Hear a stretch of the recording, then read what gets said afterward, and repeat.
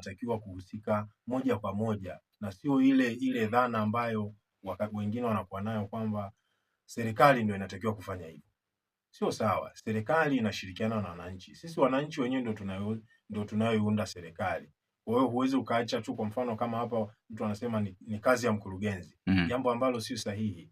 Unamuona mtu anatupa uchafu au anaweka uchafu mahali ambapo sio sahihi, unashindwa kumwambia ukiwa na dhana kwamba serikali ndio inatakiwa kumwambia, viongozi wa serikali ndio wanatakiwa kumwambia. Hilo ni jambo ambalo sio sawa. Kwa hiyo huo ni mkakati wa kwanza, kwamba sisi wananchi kwa wananchi tuendelee kuelimishana, tuendelee kuonyana pale ambapo upande wa kuzoa takataka kwa manispaa ya Singida. Ratiba kutokana na kiwango na miundombinu ambayo tuko nayo ya uzoaji wa taka, tumetenga ratiba kwa wiki, na kwenye kila kata gari zinapita kwa wiki mara moja. Wananchi wanaelewa kabisa ratiba kwenye maeneo yao, ni siku gani gari inatakiwa ipite. Lakini kuna maeneo yale ambayo yana uzalishaji mkubwa wa taka kama ambavyo niliyaeleza hapo mwanzo, kwenye maeneo ya masoko, na kuna maeneo yale ambayo tumeyatenga kama ni smart area, yani muda wote yanatakiwa yawe katika hali ya usafi. Maeneo hayo ni kama barabara ya Karume maarufu kama Double Road, lakini pia kuna maeneo ya stendi, pamoja na hayo maeneo yanayozalisha taka nyingi kama kwenye masoko. Hayo maeneo tunapita kila siku kuhakikisha kwamba zile taka ambazo zimezalishwa usiku, zimezalishwa kwa kutwa nzima, asubuhi tunapita tunazitoa, mahali panaendelea kuwa safi.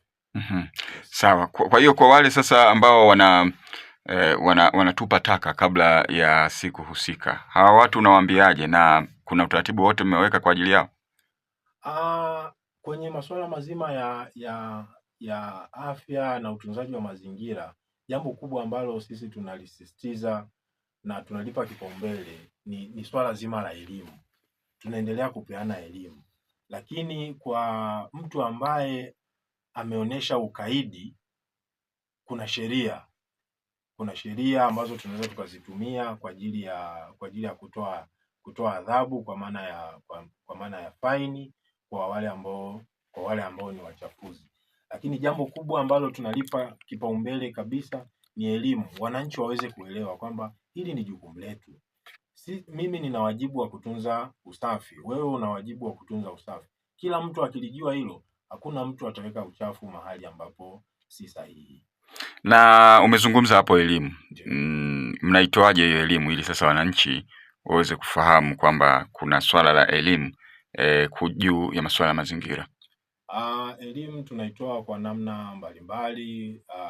Namna ya kwanza ni kama hapa kwenye vipindi hivi vya redio, lakini pia tunatoa elimu kwa kupitia matangazo, kwa maana ya kwamba magari yanapita mtaani. Lakini sisi kama maafisa, japo kwa uchache, tunapita mtaani kila siku. Hiyo ni ratiba katika maeneo ambayo tunakuwa tumejipangia, kwenye maeneo ya biashara, hata kwenye kaya tunakutana na wananchi, tunawaeleza. Lakini pia tunasaidiwa sana na wawakilishi wa wananchi ambao ni waheshimiwa madiwani kwenye mikutano yao ya kata. Wameibeba hiyo, ni ajenda kuu. Pamoja na tuna watendaji wa kata na tuna watendaji kwenye kila mtaa wa manispaa hapa ya Singida. Kuna watendaji wa mitaa, wanazibeba hizo kama ajenda wanapopita katika shughuli zao, kuhakikisha kwamba wananchi wanapata elimu ya masuala mazima ya usafi wa mazingira.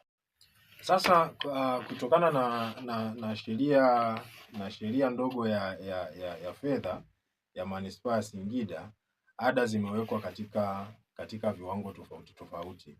Kwa mfano, nitasema tu kwa uchache, kwenye maeneo ya kaya au makazi wanatakiwa kuchangia shilingi 2,000 kwa mwezi.